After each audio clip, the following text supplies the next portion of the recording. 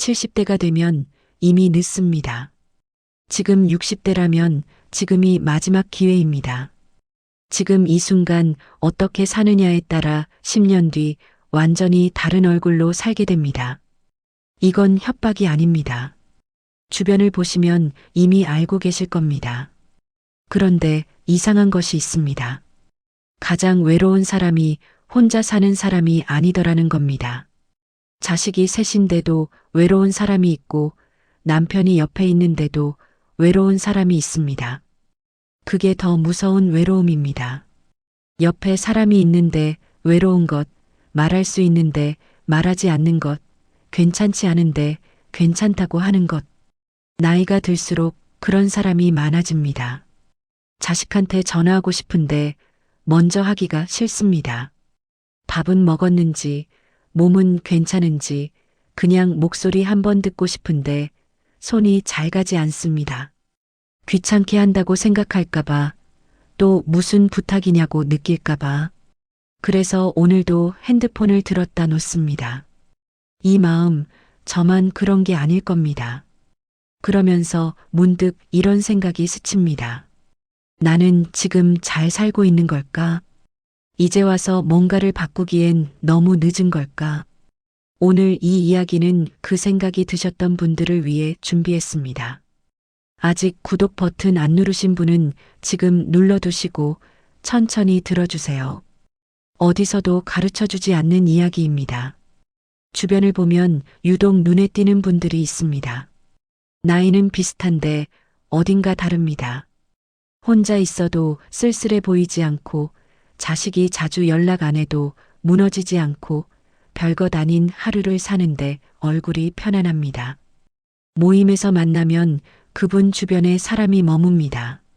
억지로 붙잡는 게 아닌데 자연스럽게. 우리는 그런 분을 보며 이렇게 말합니다.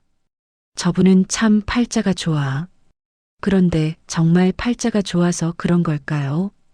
아니면 그렇게 살기로 어느 날 조용히 결심했기 때문에 그런 걸까요? 오늘 그 이야기를 하려고 합니다. 노년은 더 갖는 시간이 아니라 드러나는 시간입니다. 젊을 때는 바쁨이 많은 것을 가려줍니다. 직장이 있고 아이들이 있고 할 일이 넘치면 내 안이 어떤지 잘 보이지 않습니다. 그런데 그것들이 하나씩 빠져나가면 마치 물이 빠진 바다처럼 내 안에 있던 것들이 그대로 드러납니다. 오래된 두려움, 비워지지 않은 서운함, 기대했지만 말하지 못한 것들, 그 드러나는 것들 앞에서 내가 누구인지가 보입니다. 어떤 사람은 그것들과 함께 조용히 앉아 천천히 들여다봅니다. 어떤 사람은 그것들이 무서워서 더 큰 소리를 내거나 더 많은 사람을 찾거나 자식에게 매달리거나 아무것도 안 보이는 척 덮어버립니다. 이 두 사람은 10년이 지나면 완전히 다른 노후를 삽니다. 몸도 그렇습니다. 60대를 어떻게 보내느냐가 70대의 자유를 결정하고 70대를 어떻게 보내느냐가 80대의 품격을 결정합니다. 아침에 혼자 일어날 수 있고 먹고 싶은 것을 먹으러 나갈 수 있고 만나고 싶은 사람을 만나러 갈 수 있는 것. 그 평범한 자유가 노년에서는 전부가 됩니다. 관계도 그렇습니다. 젊을 때 쌓아온 기대하고 서운해하는 방식이 노년에 그대로 남습니다. 고치지 않으면 그대로 굳어집니다. 그렇다면 팔자 좋은 사람들은 무엇이 달랐을까요? 지금부터 그 이야기를 합니다. 첫 번째, 비교를 멈춘 날이 진짜 쉬는 날이다. 제가 아는 분 중에 황술래라는 분이 계셨습니다. 70대 중반의 이분은 젊은 시절 내내 남과 비교하며 살았다고 했습니다. 남편 직급, 아이들 성적, 사는 아파트 평수, 심지어 명절에 차려내는 음식 가짓수까지. 본인도 그게 피곤한 줄 알았지만 끊을 수가 없었다고 했습니다. 비교는 습관이고 습관은 의지로 끊는 것이 아니니까요. 그러다 결정적인 순간이 있었습니다. 남편이 퇴직하던 해 오랜 동창 모임에 나갔습니다. 그 자리에서 친구 한 명이 아무렇지도 않게 말했습니다. 우리 신랑은 임원까지 했잖아. 그러니까 퇴직금이 좀 달랐지. 웃으면서 한 말이었습니다. 자랑할 생각도 없었을 겁니다. 그런데 순례 씨는 집에 돌아와서 저녁을 차리다가 갑자기 눈물이 났습니다. 왜 우는지도 몰랐습니다. 그냥 손이 멈추고 눈물이 났습니다. 한참을 그러고 앉아 있다가 문득 이런 생각이 들었다고 합니다. 나는 지금껏 뭘 위해 이렇게 살았지. 비교해서 내가 얻은 게 뭐지. 아무것도 없었습니다. 수십 년간 비교하며 살았는데 남은 건 그날 저녁 부엌 바닥에 혼자 흘린 눈물뿐이었습니다. 그날 부엌에서 흘린 눈물은 비교의 종착역이었습니다. 그날 이후 순례 씨는 그 동창 모임에 발이 안 가게 됐습니다. 끄는 것이 아닙니다. 그냥 자연스럽게 멀어졌습니다. 대신 매일 아침 혼자 1시간씩 걸었습니다. 누가 보든 말든 운동화가 예쁘든 말든 그냥 걷는 것이 좋아서 걸었습니다. 그렇게 5년이 지난 지금 그분 얼굴은 나이보다 훨씬 맑습니다. 비교에서 벗어나면 얼굴이 편안해집니다. 비교는 내 것을 빼앗아 갑니다. 아주 조금씩 아주 오랫동안. 남의 집 큰아들이 어느 회사에 다닌다더라. 동창 누구는 강남에 집이 있다더라.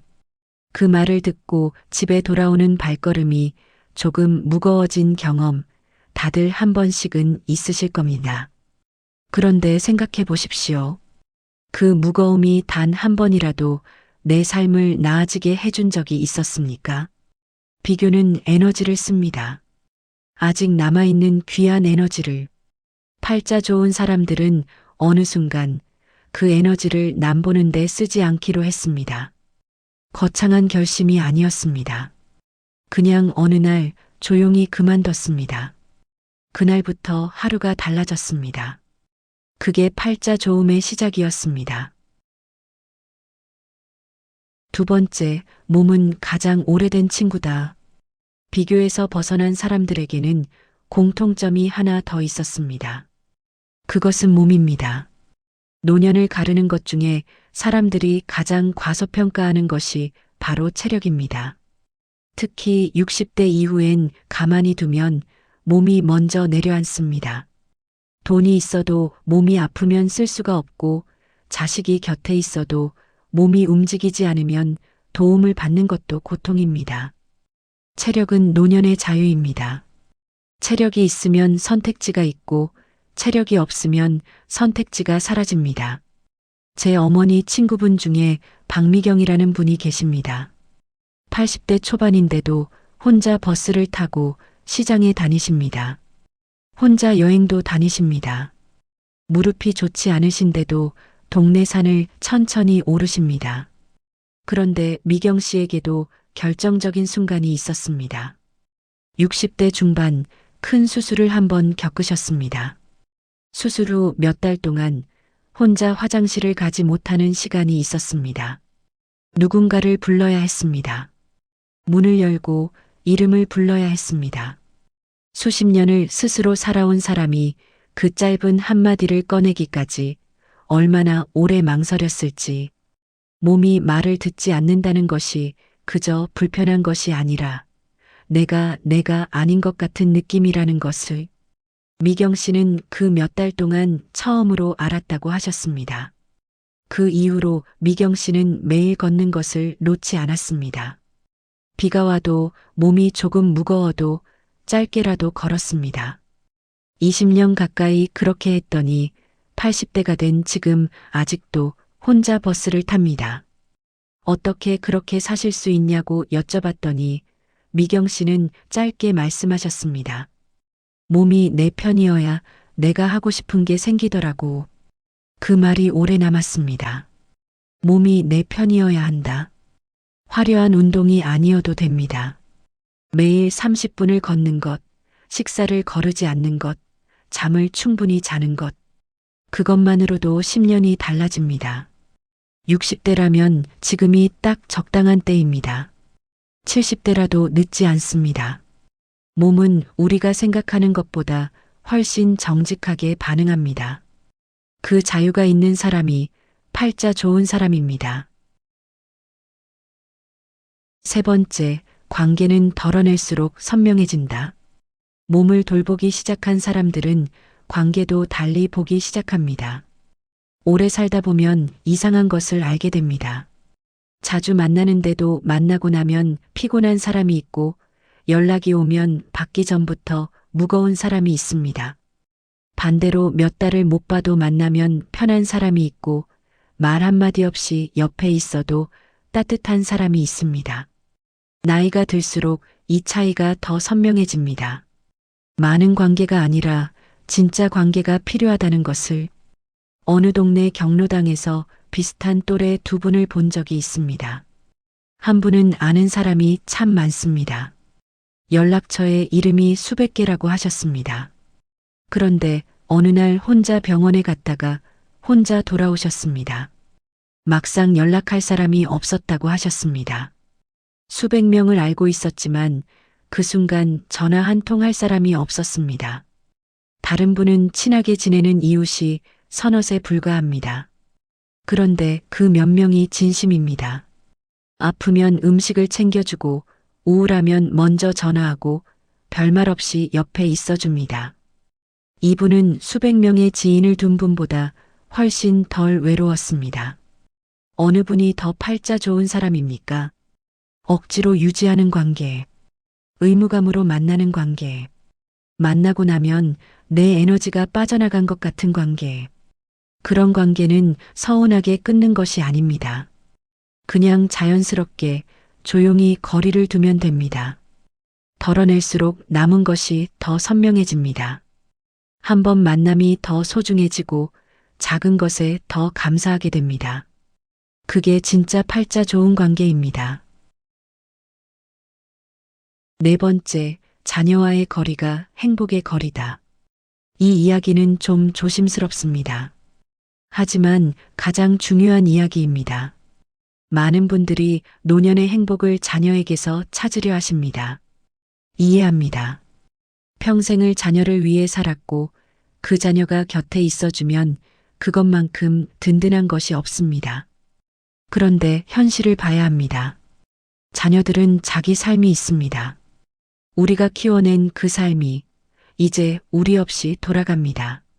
전화가 뜸해지고 명절에 잠깐 얼굴 보고 가는 것이 당연한 일이 됩니다. 이것은 섭섭한 일이 아닙니다. 자녀가 자기 삶을 잘 살고 있다는 증거입니다. 그런데 그것을 받아들이지 못하면 이상한 일이 생깁니다. 최영자라는 분이 계십니다. 자녀가 셋인데 셋 다 바쁩니다. 막내는 해외에 있고 큰아들은 지방 근무 중이고 딸은 맞벌이를 합니다. 처음에는 전화가 없으면 서운했다고 합니다. 나는 하루 종일 이 아이를 생각하는데 왜 이 아이는 어미 생각을 안 할까? 그 서운함이 쌓이다 보니 어느 날 아이가 전화했을 때 영자 씨도 모르게 목소리가 차가워져 있었습니다. 아이는 금방 전화를 끊었습니다. 영자 씨는 더 외로워졌습니다. 기다릴수록 더 멀어졌습니다. 기대할수록 더 차가워졌습니다. 이게 자녀와의 관계에서 가장 많은 분들이 빠지는 함정입니다. 사랑하기 때문에 기다리는데 그 기다림이 상대를 밀어내고 있다는 것을 모릅니다. 그런데 어느 날 영자 씨는 생각을 바꿨습니다. 내 아이들이 저렇게 바쁜 건 잘 살고 있다는 뜻이다. 그 생각 하나가 바뀌고 나서 전화가 없어도 덜 힘들어졌다고 합니다. 기다리는 것을 그만뒀더니 오히려 아이들이 먼저 전화를 더 자주 하게 됐다고 합니다. 덜 기다리고 덜 기대하는 어머니가 됐더니 아이들이 부담 없이 연락하게 된 겁니다. 자녀를 사랑하는 것과 자녀에게 의존하는 것은 다릅니다. 진짜 사랑은 거리를 줄 수 있습니다. 너는 너의 삶을 살아라. 나는 내 삶을 살겠다. 이 말이 쉬워 보이지만 평생 자녀를 위해 산 분들에게는 참 어려운 말입니다. 그럼에도 불구하고 그 거리를 줄 수 있는 부모가 결국은 자녀도 자신도 모두 편하게 합니다. 기대가 줄어들면 사랑이 다시 보입니다. 5번째, 혼자라는 것이 쓸쓸함이 아니라 완성일 수 있다. 이제 가장 깊은 이야기를 할 차례입니다. 앞으로 우리 사회는 혼자 사는 노인이 더 많아질 겁니다. 배우자를 먼저 보내는 경우도 있고, 처음부터 혼자인 분도 있고, 자녀와 따로 사는 것이 이제는 당연한 시대입니다. 그래서 이 이야기를 피할 수 없습니다. 혼자 있는 시간이 두려운 분들이 있습니다. 아무도 없는 집에 들어오면 그 고요함이 너무 커서 숨이 막힌다고 하십니다. TV를 켜고 라디오를 켜고 어떻게든 소리를 채워야 한다고 그 마음 모르지 않습니다. 그런데 그 고요함이 두려운 이유가 있습니다. 오랫동안 남을 위해 살다 보면 내가 뭘 좋아하는지 잊어버립니다. 누군가의 아내로, 누군가의 엄마로, 누군가의 며느리로 살다 보면 정작 나라는 사람은 어디 있는지 모르게 됩니다. 그러니 혼자 있는 시간이 텅 빈 것처럼 느껴지는 겁니다. 채워야 할 것이 없는 게 아니라 나 자신을 잃어버린 겁니다. 이복순이라는 분이 계셨습니다. 78세의 남편을 보내고 처음 1년은 정말 힘드셨다고 합니다. 아침마다 눈을 뜨면 옆이 비어 있고 밥 차리는 것도 귀찮고 하루가 빨리 지나가기만을 바랐다고 하셨습니다. 아이들이 걱정할까봐 말하지 않았습니다. 전화하면 괜찮다고 했습니다. 괜찮지 않은데 괜찮다고 했습니다. 그런데 어느 날 우연히 오래된 서랍을 열다가 젊을 때 쓰던 뜨개 바늘이 나왔습니다. 아이들 낳고 바빠지면서 30년 넘게 손을 놓았던 것이었습니다. 복순 씨는 그날 저녁 그 뜨개 바늘을 꺼내 앉았습니다. 손이 잘 따라주지 않았습니다. 코가 틀리고 실이 엉키고 예전처럼 되질 않았습니다. 그래도 계속했습니다. 뭔가를 만들고 있을 때만큼은 남편이 없다는 생각이 잠깐 멈췄기 때문입니다. 1년쯤 지나니까 손녀딸 목도리를 떠줄 수 있게 됐습니다. 손녀가 그 목도리를 하고 사진을 보내왔을 때 복순 씨가 처음으로 혼자 웃었다고 합니다. 그 웃음이 스스로 만든 것이었습니다. 누군가에게 받은 것이 아니었습니다. 복순 씨는 그때 알았다고 합니다. 혼자라는 것이 끝이 아니라는 것을, 누군가의 아내, 누군가의 엄마이기 이전에 나라는 사람이 있었다는 것을, 그 나를 다시 만나는 것이 혼자 있는 시간에만 할 수 있는 일이라는 것을, 혼자 있는 시간은 채워야 할 시간이 아닙니다. 오랫동안 잃어버렸던 나를 되찾는 시간입니다. 오래전에 좋아했던 것을 하나 꺼내는 것, 읽지 못했던 책 한 권을 시작하는 것, 마음에 드는 길을 혼자 천천히 걷는 것. 그 작은 것들이 쌓이면 혼자 있는 시간이 외로운 시간이 아니라 온전히 내 것인 시간이 됩니다. 그게 되는 사람이 진짜 팔자 좋은 사람입니다. 여기까지 들으셨다면 이미 조금 알고 계실 겁니다. 팔자 좋은 사람의 비밀이 사실은 비밀이 아니라는 것을, 거창한 것이 아닙니다. 돈이 있어야 할 수 있는 것도 아닙니다. 다만 보는 방향이 달랐습니다. 남을 보는 것에서 나를 보는 것으로, 과거를 돌아보는 것에서 오늘을 보는 것으로, 자녀가 연락해 주길 기다리는 것에서 내가 오늘 하루를 만들어가는 것으로, 오늘부터 3가지만 기억해 주십시오. 첫째, 오늘 20분만 걸으십시오. 특별한 운동이 아니어도 됩니다. 그냥 나가서 걷는 것입니다. 그 20분이 10년 뒤에 자유를 만듭니다. 둘째, 오늘 단 한 사람에게 기대를 줄이십시오. 자녀가 됐든 오래된 친구가 됐든 기대를 내려놓는 순간 관계가 숨을 쉬기 시작합니다. 셋째, 오늘 연락을 기다리는 것을 그만두십시오. 기다리는 시간에 오래전에 좋아했던 것을 하나 꺼내십시오. 그 시간이 남의 것이 아닌 온전히 내 것이 됩니다. 그리고 한 가지 더. 핸드폰 없이 나가보십시오. 딱 한 번만. 처음엔 손이 허전합니다. 뭔가 놓친 것 같고 불안합니다. 그런데 조금 걷다 보면 오랫동안 보지 못했던 것들이 보이기 시작합니다. 담장에 핀 꽃, 골목 끝 하늘, 이름 모르는 나무. 그것들이 원래 거기 있었습니다. 우리가 핸드폰을 들고 다니느라 보지 못했던 겁니다. 행복은 멀리 있지 않습니다. 아침에 눈을 떴을 때 창 밖으로 빛이 들어오는 것, 따뜻한 밥 한 그릇이 앞에 있는 것, 마음 편히 앉아 있을 공간이 있는 것. 이것들이 행복의 재료입니다. 젊었을 때는 이것이 너무 작아 보였습니다. 그런데 나이가 들수록 이 작은 것들이 얼마나 귀한지 보입니다. 그것이 보이기 시작했다면 이미 팔자가 좋아지고 있는 겁니다. 우리는 모두 긴 시간을 살아왔습니다.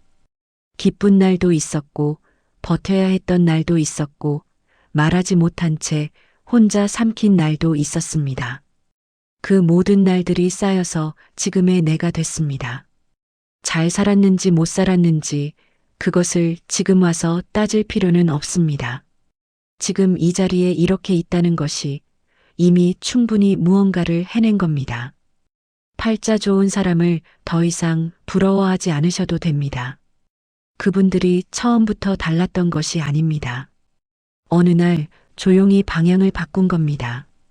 비교하는 것을 그만두고 몸을 돌보기 시작하고 진짜 관계만 남기고 자녀에게 기대는 것을 조금 줄이고 혼자 있는 시간이 내 시간이라는 것을 알게 된 것.